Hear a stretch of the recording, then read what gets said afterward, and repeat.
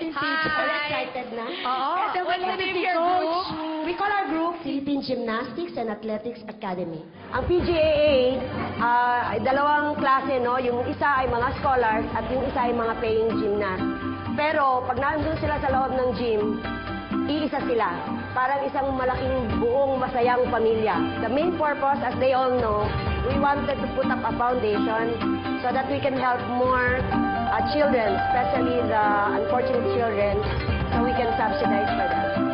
Coach, parang nakalagay Philippines. So, lumaban ba sila sa... Somewhere? Kakagaling lang po namin sa Singapore. We competed there. Ang PGA po wanted po to have the first Olympian manggaling sa amin. Salamat. So, I-pray natin yan para Opo. meron naman tayo Olympian. yan po ang motivation po naming lahat. Good luck sa inyo. Thank you po.